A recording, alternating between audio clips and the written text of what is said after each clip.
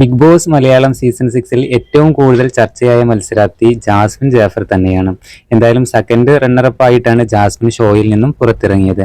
Big boss കഴിഞ്ഞ് ഒരാഴ്ചയ്ക്ക് ശേഷം ജാസ്മിൻ സോഷ്യൽ മീഡിയയിൽ ആക്റ്റീവ് ആകുന്നത്. ബിഗ് ബോസ് വിജയ് ജിൻഡോയാണെങ്കിലും ഏറ്റവും വലിയ കണ്ടന്റ് മേക്കർ ജാസ്മിൻ തന്നെയാണ്. ഗബ്രിയുമായുള്ള കോംബോയായിരുന്നു ഏറ്റവും കൂടുതൽ ചർച്ചയായത്. ഇപ്പോൾ ജാസ്മിൻ പറഞ്ഞ വാക്കുകളാണ് സോഷ്യൽ മീഡിയയിൽ ശ്രദ്ധ നേടിയിരിക്കുന്നത്.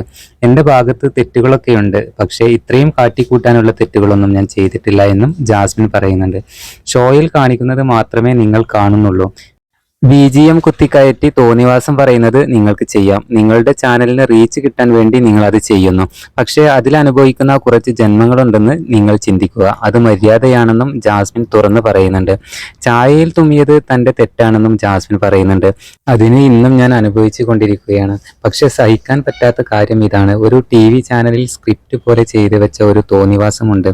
അത് കണ്ട് ആസ്വദിക്കുന്ന ജഡ്ജസും നമ്മളും മനുഷ്യരാണെന്ന് ചിന്തിക്കണമെന്നും ജാസ്മിൻ വ്യക്തമാക്കുന്നുണ്ട്.